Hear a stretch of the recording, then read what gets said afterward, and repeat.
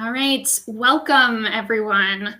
I want to officially welcome you to today's Taproot Foundation webinar / training for professionals who are interested in volunteering their skills to nonprofits and social causes. If you're here for the event on your guide to virtual volunteering, you're absolutely in the right place. And we're going to go ahead and kick things off because we've got a lot of great content to cover, and I want to make sure that we have plenty of time to answer any questions that come up during today's event. So we're going to go ahead and dive right in. So I'm going to start with a personal introduction so you all can get to know me, this floating head that's talking to you. But while I'm introducing myself, I would love for you all to introduce yourself in the chat as well. We've already had some really gracious individuals get us started. Carl, Bridget, thank you for hopping in and breaking the ice there, and many other folks who have done the same. Please use the chat to introduce who you are, where you're joining us from. We've got folks who have signed up from across the country and some of Taproot's international regions as well. So I'd love to know where you're joining us from. And then I'd love to know the skill sets and the experience that you're interested in donating to nonprofits through Taproot opportunities. All right, so my name is Kimberly Swartz. You can call me Kim. My pronouns are she, her, hers, and I'm based out of the Charlotte, North Carolina area.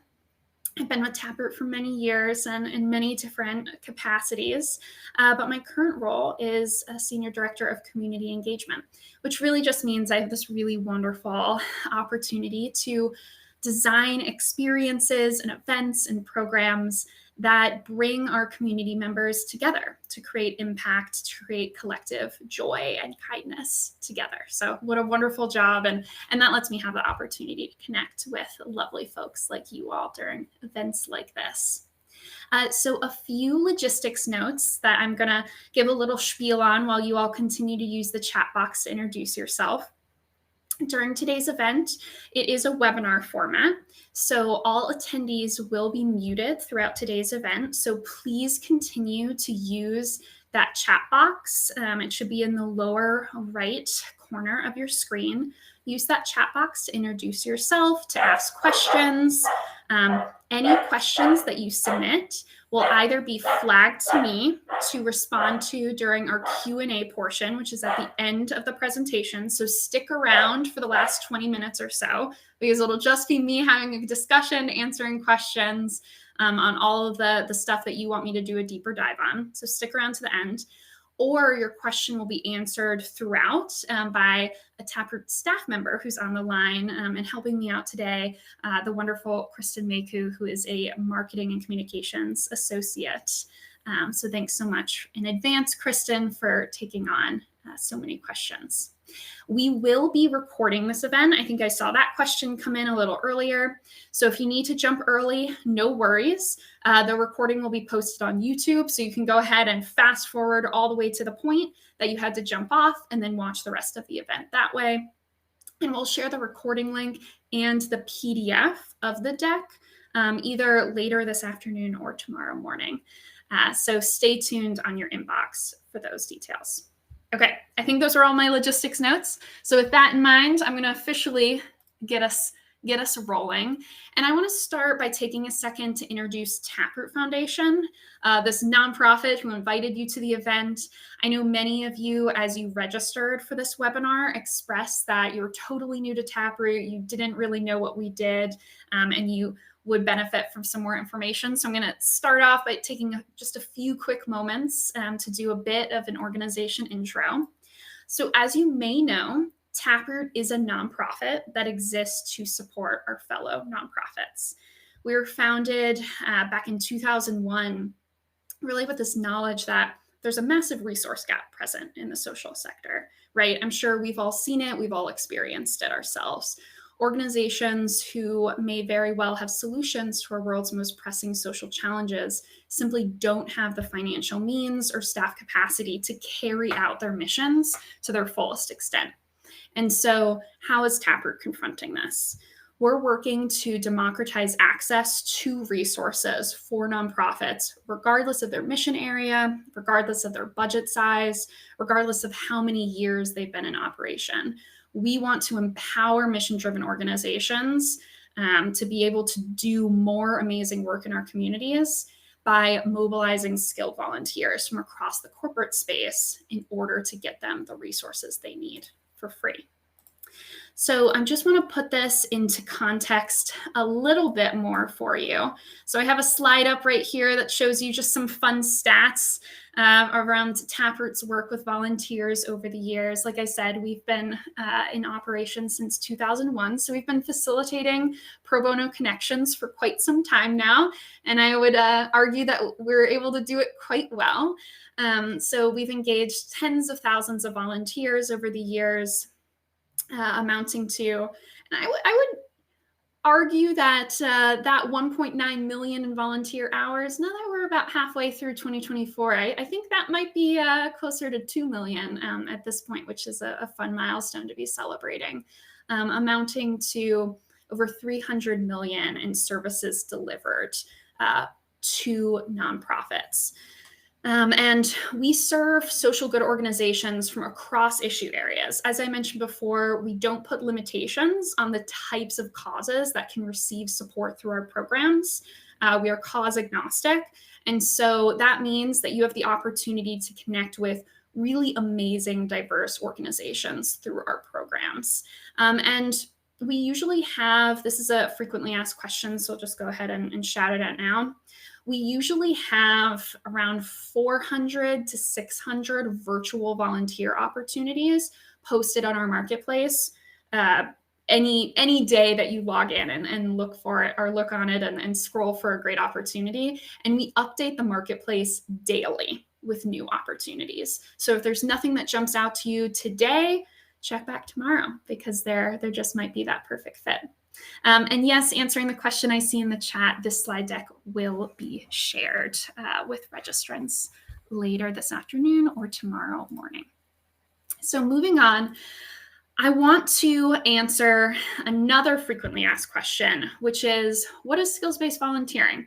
Usually when people think about volunteering, they're thinking about in-person or traditional volunteering, where you go to a food pantry and help give out food to community members who need it. Maybe you're going to a house and painting the side of the house so that folks can move in and have housing. All of those wonderful, wonderful ways to give back. Skills-based volunteering is a little bit different in that it still utilizes your time and your passion for that social cause, but it also utilizes the expertise that you've spent years honing through your professional work, through your career. So skills-based volunteering is a donation of one's abilities, talents, networks, and resources to social good organizations. This is something you could think of. I know you've heard of the term pro bono, but you've probably heard it in the legal space with lawyers donating a certain number of hours to individuals or causes or supporting organizations that are involved in legal fights and supporting them pro bono. This pro bono ethic, this ethic of skills-based volunteering, is really well established in the legal space. And that's one of the reasons Taproot was founded way back in the day, is thinking about what could be possible if we establish this same ethic of pro bono in other corporate spaces like advertising and finance and HR, all areas that social good organizations, that nonprofits desperately need support in as well. So skills-based volunteering offers many, many benefits to both nonprofits and volunteers. Obviously, for nonprofits, working with skilled volunteers helps fill experience gaps and gives them more time and tools to do the things that they are uniquely great at, right? We need nonprofit leaders to be able to do more good in their community. We need them to be able to be visionaries and think big about those community-driven solutions. And so how can we free up time on their plates by taking on these marketing and HR and technology tasks that they do not have professional experience in? So skills-based volunteering adds to a nonprofit's capacity to serve its community. And on the volunteer side, skills-based volunteering builds lasting connections between nonprofits or between volunteers and the nonprofits that they're supporting. So while it's not expected, so I can't say it happens 100% of the time, but I can say it happens really frequently that once a nonprofit and volunteer have been linked for one pro bono opportunity, we see them continue to work together through other capacities, whether it's an additional pro bono project or whether it becomes a board position or even a paid staff position. It's really common to see these strong relationships developed and maintained. And obviously, the third item here on the slide is it's an opportunity to provide really lasting long-term value to causes that you care about. So hopefully that answered some of the frequently asked questions that we got from registrants when they were filling out the event sign-up form. But now I'm going to ask you to do a little bit of self-reflection, because these are some questions that you're going to need to think about as you sign up to give back through Taproot programming.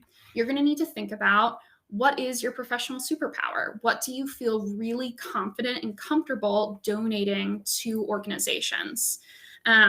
And feel free to humble brag if you want to put this in the chat, if you want to talk yourself up, if you want to share your LinkedIn profiles and get some networking going with your fellow passionate professionals on the line. That's completely fine and encouraged. But as you're considering translating your corporate skills to nonprofits, you're going to need to think about, what do I feel comfortable giving back and kind of working on independently? Nonprofits often won't have a staff member who's experienced in the same professional area that they're requesting support in. So say a nonprofit's requesting help creating an HR handbook. They might not have HR experience themselves. So they are looking for someone who's comfortable and knowledgeable enough in HR policies to be able to work pretty independently on putting that staff resource together. So think about that as you're filling out what skills you'd be interested in donating. Next, I want you to consider what social causes are important to you. As I mentioned before, Taproot works with a huge variety of social good organizations. We do not put any limit on who can access services through our programs, and our programs are all free of cost. So there's no cost barrier either for smaller grassroots-led organizations. And so you do have the opportunity to filter by the types of issues that you really want your time and your skills to go towards and support. So if we have any folks who are comfortable sharing their personal cause areas, why you were interested in even signing up for this volunteer training in the first place, I would really encourage you to throw that in a chat. I know for me personally, I have the great opportunity to work for a nonprofit while working at Taproot, but Taproot is a capacity building and volunteerism and civic engagement organization. I also really care about women and girls empowerment. I care about housing and homelessness, hunger and food insecurity. So those would be examples of causes that I would probably target when I'm doing my pro bono opportunity search. So if any other folks on the line have similar interests, please throw them in the chat. I'd love to get to know what you're looking for out of skills-based volunteering. And then my third question that I'd love for you to do a little bit of self-reflection on is, what personal or professional growth do you hope that volunteering can help you achieve? Skills-based volunteering offers you a really great opportunity to go in deep with an organization. You get to learn a lot about a social cause that you may have never had exposure to before. You get to learn a lot about yourself and how you react and respond in a brand new work environment, right? This is a brand new team of people you're working with, a brand new culture of feedback. So you get to know a lot about yourself and your professional habits. You also grow a lot of great quote unquote soft skills, leadership, project management, cross-cultural communications. And you can beef up your resume too, right? I would be remiss not to mention that pro bono is a wonderful thing to have on your resume, your LinkedIn, your personal profile, to really beef it up and showcase how you've kept your skills sharp, how you've developed skills such as those leadership traits I was just running through. So if anyone has thoughts on how they're using or planning to use pro bono volunteering on ensuring personal or professional growth, I'd love to hear you call that out in the chat as well, because I'm sure you're not the only one on the line who's looking to leverage this opportunity in that way. All right, so as folks are considering those, we've already started touching on some of the benefits of skills-based volunteering. I've talked about the fulfillment that can come from working with social good organizations and feeling attached, feeling like you're able to really stand beside these causes and make a difference. I know many times when the news cycle seemed to be just like one bad headline, one like terrifying or horrifying headline after another, it can feel really paralyzing. Like, what can I as one individual do in this moment? And I will say from personal experience and from my conversations with thousands of Taproot volunteers, that skills-based volunteering gives you a really action-oriented pathway to take to feel, and not just feel like you're making a difference and you're able to truly make an impact and move the needle forward, but you get to experience it. You get to work alongside these teams. You get to see how your work translates into them being able to do more for community members. So I can't understate that fulfillment aspect enough. And then, of course, you learn a lot about these causes as well. But I want to go a little bit deeper on this first bullet here, which is supporting important social causes. Because at the end of the day, the biggest benefit that comes from skills-based volunteering, in addition to all the resume stuff that we'll talk about in a minute, but the biggest benefit is being able to support a really important social cause. And I just wanted to share a few stats on this topic. So we know from various studies that have been done over the past 2 years that we're coming off of one of the worst years, one of the worst time periods in philanthropy history.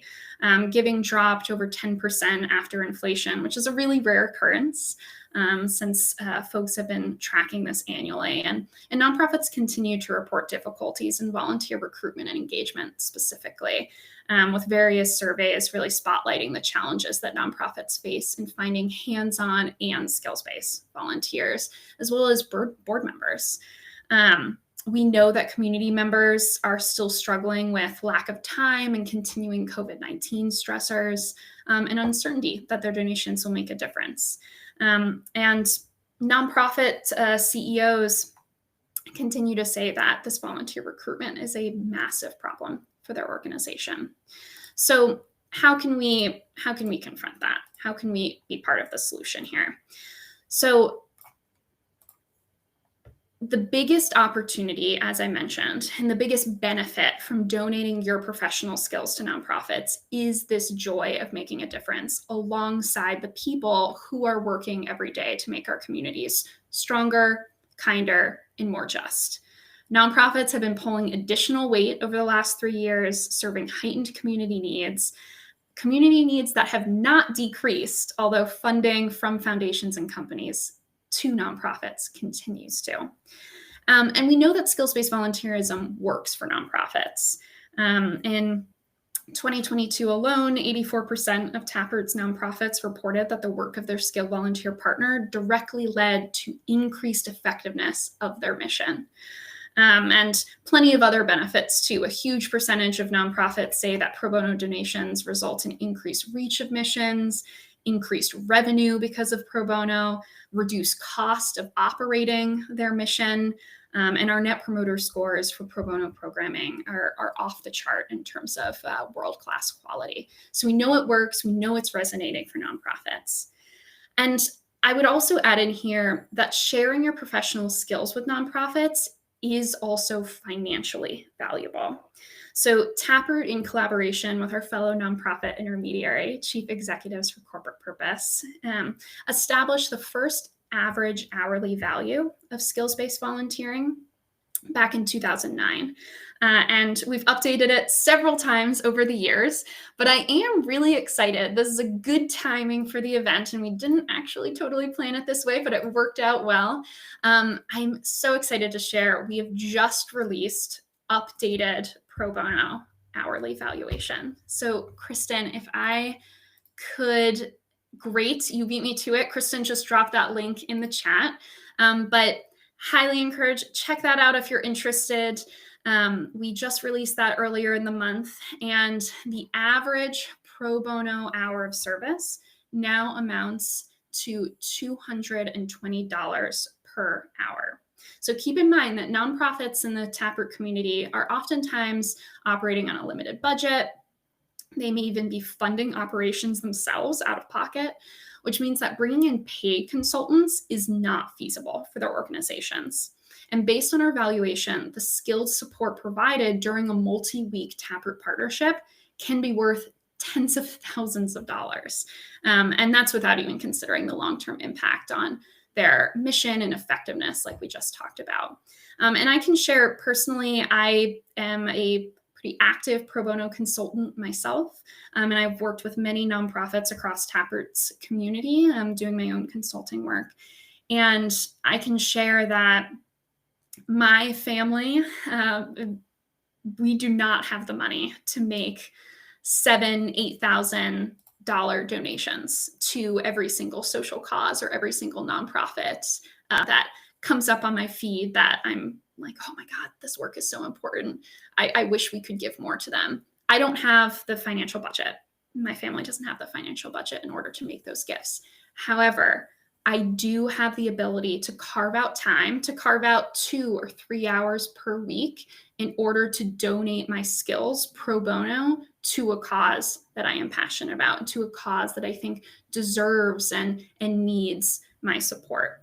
And so from doing that, I'm able to make huge amounts of financial gifts to these organizations simply through a skill donation. But now I want to quickly run through some of the other benefits, because there are some really tangible ones for you as a volunteer, as well as supporting great causes. It gives you a great chance to expand your network, both geographically. You can work with organizations across new cities or states, or maybe familiar ones. So if you want to support a nonprofit in your own backyard, that's completely okay as well. And we can provide options to help you search geographically. It also gives you a great chance to connect with folks across different passion areas. I know many volunteers across the Taproot community are looking for a way to increase maybe their extrovert skills a little bit, their ability to have conversations and feel comfortable with conversations with strangers and talk up your professional skills. Pro bono is a great place to be able to, and it's a great welcoming space to be able to build your comfort speaking with new folks.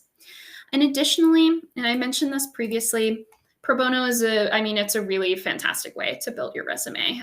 I would highly encourage anyone who's already donated their skills. We had a couple of folks indicate that they had on the survey what we had up at the beginning.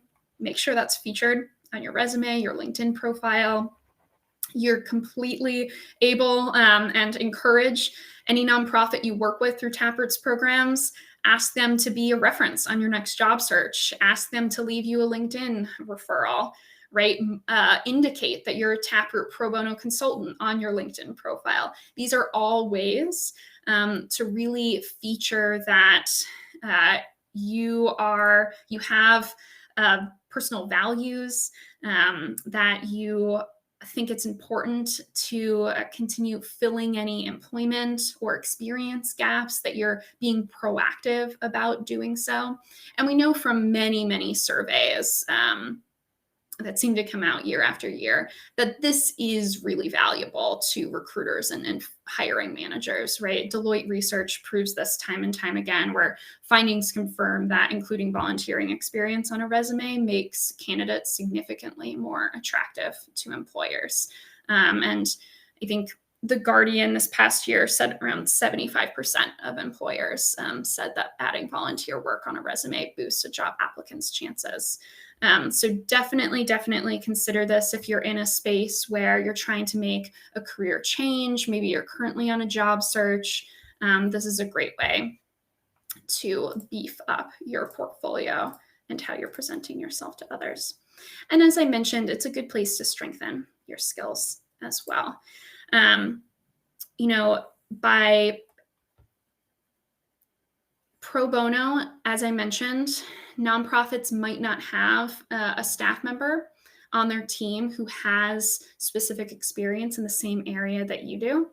And so part of the project may include you doing a little bit of teaching, right? A little bit of training on, okay, well, I'm shaping a marketing strategy for your organization, or I'm shaping an HR handbook for your organization. I'm conducting stakeholder research for your organization.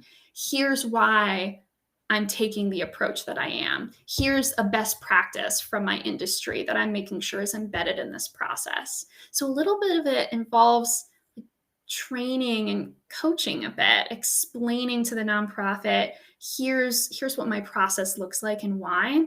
And you know what they say, some of the best ways to learn and become an expert in your space is to teach. And so pro bono gives you that opportunity in a really safe and welcoming environment. It helps reinforce those soft skills like we talked about before: communication, teamwork, problem solving. Creativity is going to be a huge one. I guarantee many of you have never worked. You think you've worked on small, scrappy teams. You do not know what a small and scrappy team looks like until you work with a nonprofit organization that's completely volunteer run and has $0 annual operating budget. So you really will have to learn how to adapt your skills, adapt your techniques and processes into new environments. So a huge opportunity to strengthen skills. And great way to show commitment and really demonstrate those values as we talked about before. So transitioning slightly, because this was a question that popped up a lot for folks as they were signing up for this event. And it doesn't totally surprise me because I do get this question quite frequently from folks that I chat with on a regular basis. And it's this a little bit of a fear, I think, prospective volunteers have around, well, do my skills have value to nonprofits? Will my skills accurately translate into the nonprofit space? And so I want to make sure that we have a chance to address this head on.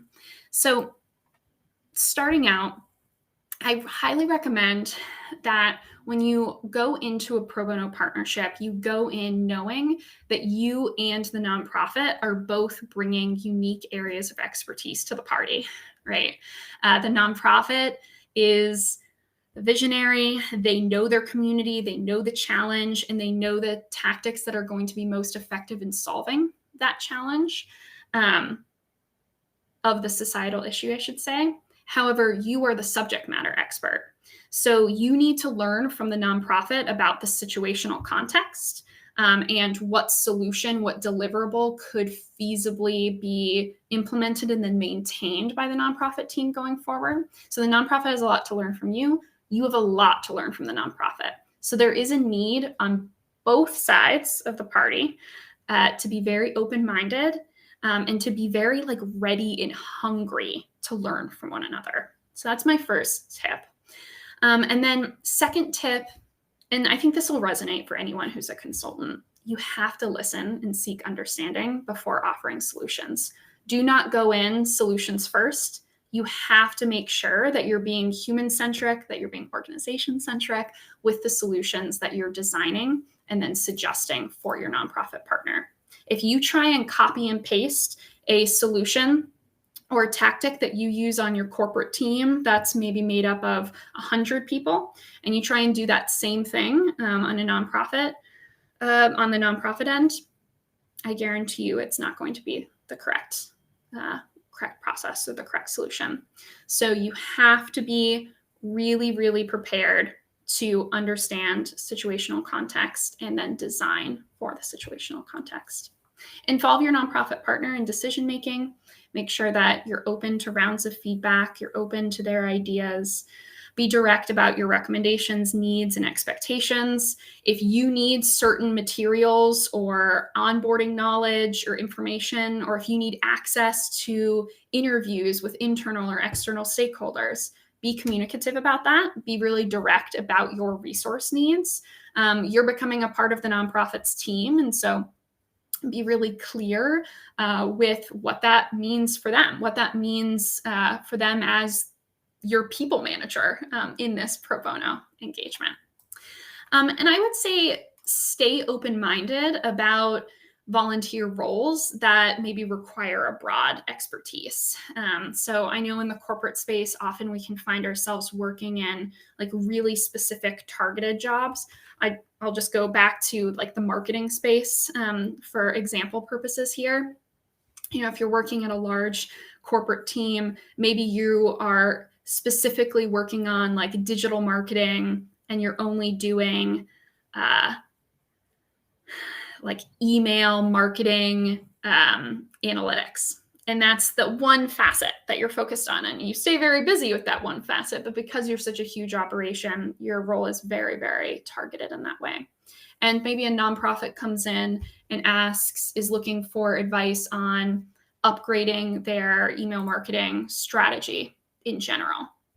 I really encourage you, don't be scared away from broader nonprofit requests. Go in and tell the nonprofit, hey, I'm really great at this one area, and I think I can bring you value in XYZ ways. And leave it up to the nonprofit to determine, okay, I really want to take advantage of your expertise, and I'm going to recruit a second volunteer to fill out any gaps in your experience that you don't think you can bring to the party, right? The nonprofit can always recruit multiple folks. So don't assume that a nonprofit would say no to you because you don't bring enough value to the table. You bring plenty of value. Let the nonprofit be the final arbiter, right, of what they need and who would really provide a lot of impact to their organization.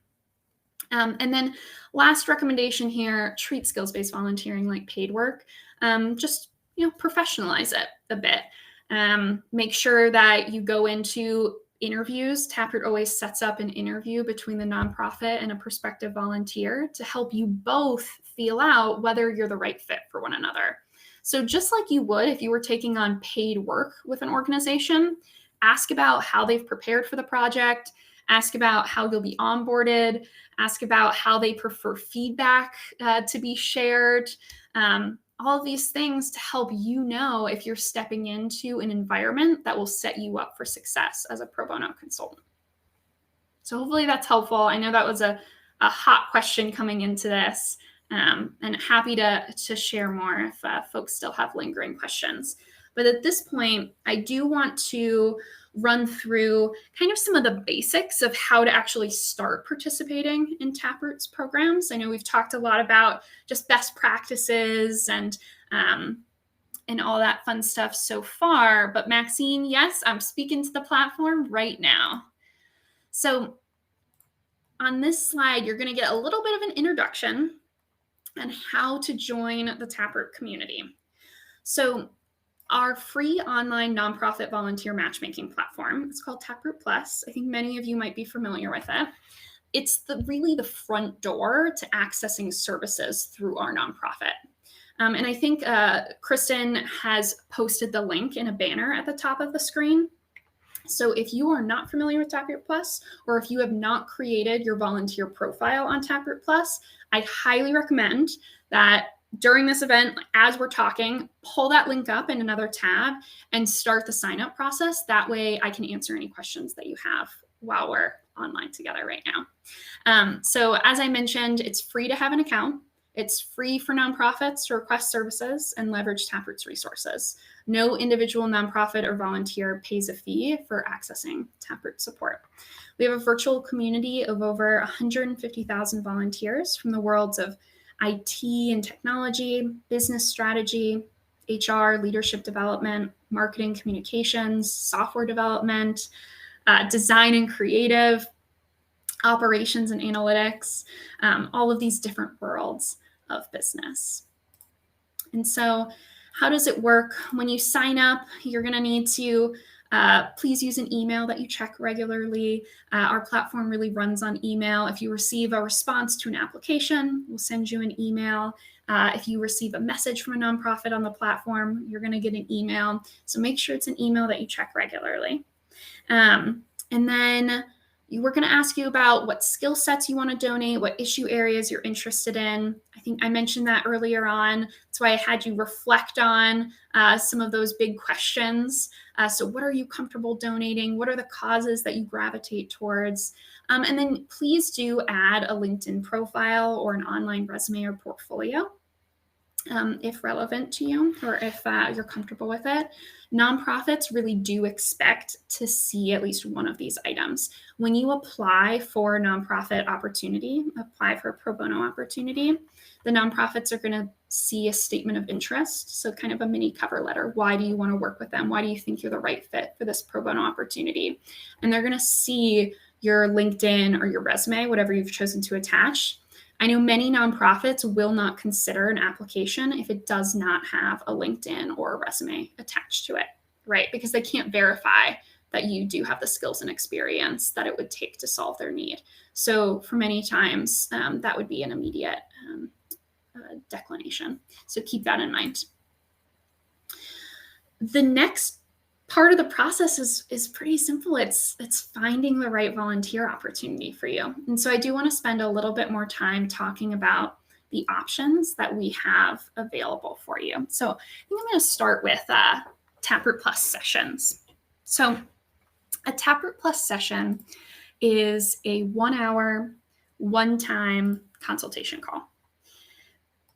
This is kind of the quickest way to give back through Taproot's programs. It's one time, as I mentioned. So this is a consultation on maybe helping a nonprofit brainstorm about a big challenge that they're considering. Maybe you're helping them scope out a project that they want to do with more of a long-term, in-depth volunteer. But they have no idea what it takes to design a website. So maybe they need a 1 hour consultation on how to even scope that long-term project out in the first place. They could be looking for immediate, quick problem-solving solution. Taproot has used this before ourselves where we do not have a Salesforce expert on staff, but we use Salesforce as a CRM at our organization. And we ran into a tricky Salesforce situation and we needed a session to do some screen sharing and get some immediate problem solving answers for it. So sessions are for immediate problem solving. They're for brainstorming, getting new ideas, third-party perspectives, and they're for project scoping.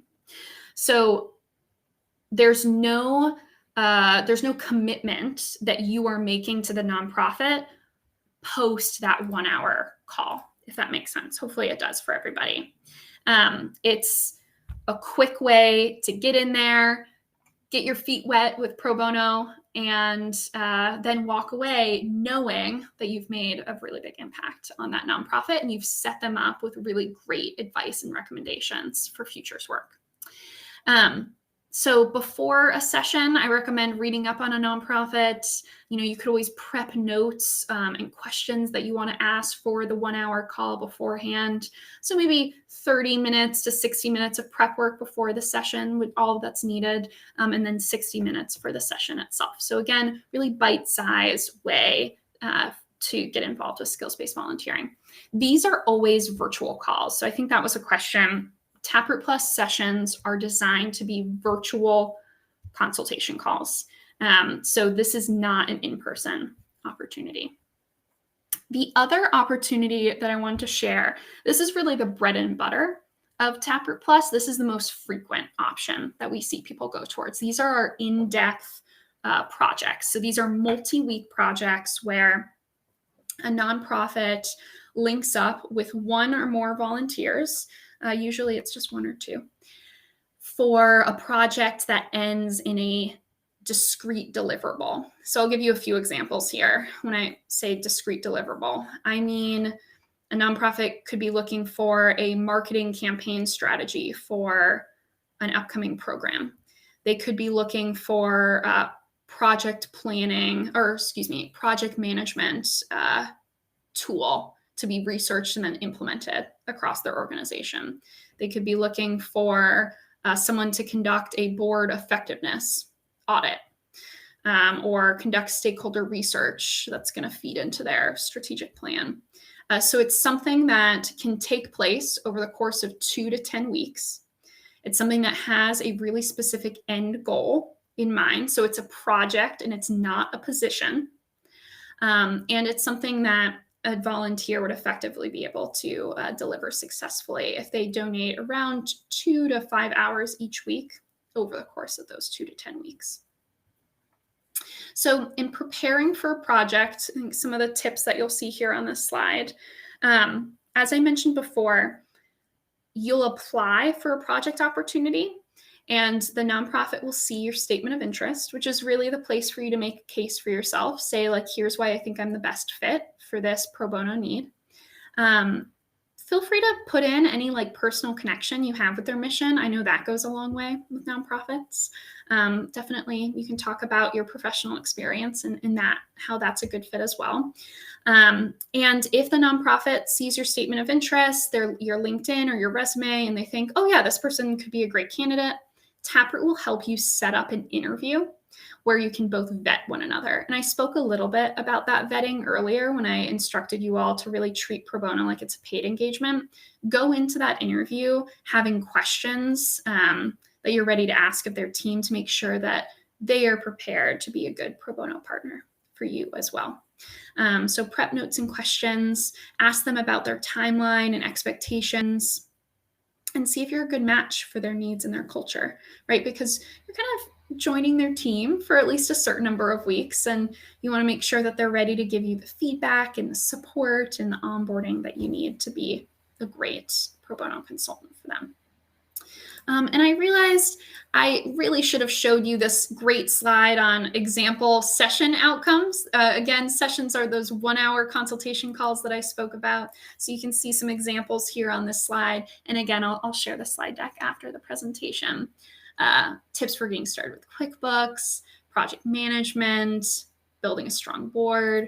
And then on this slide, we gave some examples on those multi-week projects that I spoke about. So these discrete goals that can be accomplished over the course of 2 to 10 weeks. Maybe creating an annual report, like doing the design for an annual report, or helping them develop key messaging, like a mission and a vision statement, optimizing their data collection process. That's a big one, but an important one.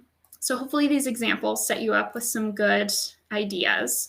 I see I'm keeping an eye on the clock and we have around 15 minutes left. And so at this point, I do want to take a break for question and answer because we've had some good questions come in through the chat. So give me one moment. I'm going to do some scrolling and see what I've missed. All right. So Alicia, I'm wondering what happens if halfway through the 1-hour session, you realize it's actually a multi-week project. How would we help nonprofits define or redefine their ask? So it's a great question, and it's not a unique situation, right? So oftentimes nonprofits might put an ask out for a 1-hour consultation call, but they're not subject matter experts in that area, right? So they don't know if a question actually can't be solved or answered in just that 1-hour call. So you, as the subject matter expert, I would recommend that in that 1-hour session, you say, all right, based on everything you've told me, based on your needs, I actually recommend that you request XYZ as a Taproot Plus project. And here's what I recommend that you outline as your project deliverables. And so you would kind of turn the consultation call into that project scoping that we talked about earlier. So using your years of experience as a subject matter expert to provide them with that redirection on, you don't need 1-hour call, you actually need a multi-week project. Hopefully that makes sense. I also see a question from much earlier on in the chat around nonprofit eligibility. So we had a question around how do nonprofit organizations qualify for Taproot service? So it's a good question. Taproot is, and I don't know if I mentioned this earlier, so I'll give you the full spiel now. Taproot Plus is open to any nonprofit, fiscally sponsored social good organization. So fiscally sponsored, it means they might be a relatively early stage organization that is being incubated by another social good organization or foundation. So we're open to any nonprofit, fiscally sponsored social good organization, public institution. So like a public school, a public library, a public works project that's being run through a city government, public institutions across the board. And we are also open to US-based small businesses for support. So nonprofits from across the US, the UK, Canada, India, and the EU are eligible for support. We are issue area agnostic. The nonprofit just can't be proselytizing, so they can't be actively forcing people to convert or encouraging people to convert to a certain political opinion or religious opinion. So that's the only eligibility requirement that we do have in place. All right. The next question I see here, and please do keep plugging those into the chat as well. Carl, I mean, it's a good question around Taproot's biggest 5 to 10 year goal, vision, or areas. I mean, I highly encourage you check out the Taproot Foundation About page. You can get to know a little bit more about our org values, our vision.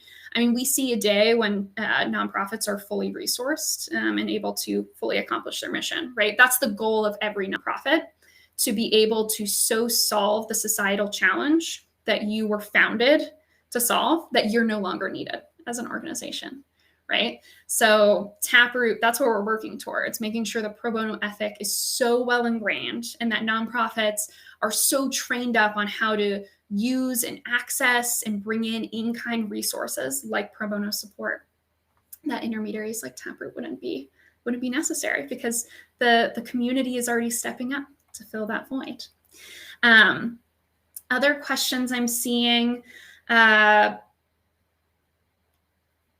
can one with physical skills be part of pro bono volunteering? So skills-based volunteering, pro bono consulting, it certainly doesn't replace a need for in-person, hands-on, or traditional volunteering. So I'd encourage you to think about those things as it's a spectrum. It's just different ways to give back. All are really important to nonprofits. So I'm definitely not going to sit here and tell you that you should do one or the other. I would highly encourage you to build a little bit of a volunteerism portfolio and figure out, okay, what organizations can I make financial donations to? What organizations do I want to go in person and like be there to see their community members, to feed off of that enthusiasm, to learn more about their work and seeing how it's impacting my neighborhood. So go in person, give back, and then go online and see how virtual volunteering through pro bono as a great mechanism can be that way to give even more impact. So it's a spectrum. And so if you're interested in using physical skills, I highly encourage you. Volunteer Match is a wonderful place to find hands-on, in-person opportunities. I also should just shout out that I know we've talked a lot about virtual volunteering on this call, for good reason. And Taproot Plus opportunities are mostly going to be virtual. However, we always offer nonprofits the option to request, I want a local volunteer.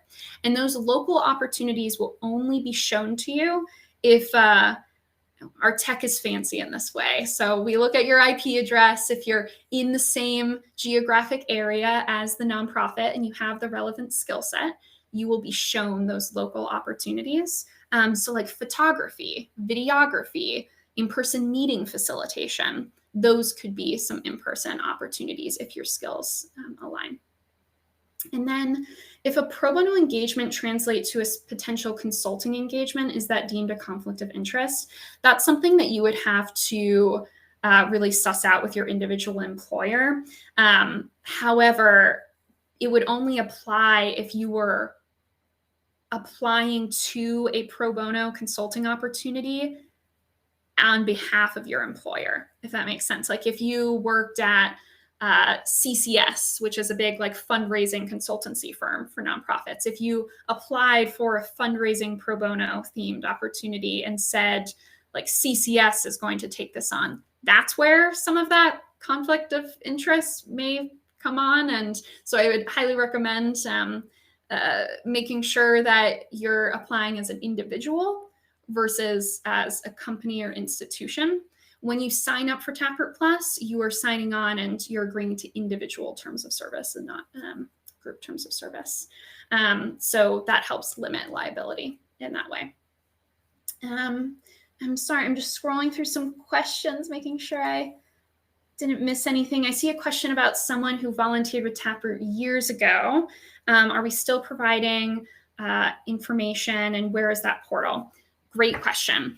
So when you are matched on a Taproot Plus project, you will have a litany of project management resources and guides that become available through your Taproot Plus user dashboard.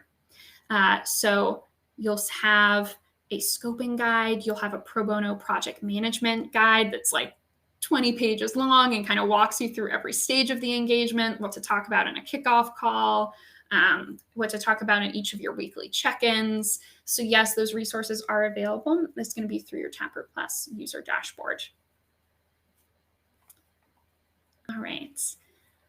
I think I may have gotten to all of the questions, but let me know if I haven't addressed your need. Please just re-up it in the chat for me so I have it front and center, because I don't want to miss anything. And I should say it's not a speak now or forever, forever be silent situation. Taproot Plus our team, the team I lead up for the organization, is always accessible through the email that you see on your screen right now. So help@taprootplus.org. That is going to be the quickest way to get user support from the team. Because that email goes to people like me, it goes to our customer service specialist, it goes to our nonprofit success coach and our volunteer community manager, it goes to all of us. So that's the quickest way to get an answer from the relevant staff member. So any questions, any feedback, if you are having trouble finding an opportunity that aligns with your skills, that aligns with your social good interests, please just send us a note, because we would love to put together a curated list of opportunities for you. If you are working with a nonprofit on a project and some sticky situation came up, Taproot will send you automated emails every week or so, just checking in, asking how it's going. If you ever respond that you need help, we will step in, our staff members personally step in and help mediate the situation. So even though it's an online platform, I really want to underline that our team is very, very much here to help and ready and willing to jump in. So please never hesitate to reach out. You're not a burden. You are why we exist. You're why we're here, and we're excited to go to work every day. So please use that email liberally. All right, everyone. I think we've gotten to all of the questions. So at this point, I'll go ahead and close out the event. But as I mentioned before, expect to get a follow-up email either later today, maybe tomorrow, with the recording, with the deck. We'll include a few additional resources that we alluded to on this call as well. And we'll include this help desk email. And please, if I can recommend any next step from this training, I really just encourage you, fill out that Taproot volunteer profile and just start browsing, just start seeing, what pops up, what could the possibilities look like, and then just get back to us if you have any questions or concerns. All right, everyone. I hope you have a great rest of your day. I'm going to go ahead and close this out, but it was so nice getting to meet you a little bit, at least in this virtual space. And I'm really looking forward to seeing your names start to pop up online in Taproot programming. All right, everyone. Thank you. Appreciate you all. Bye now.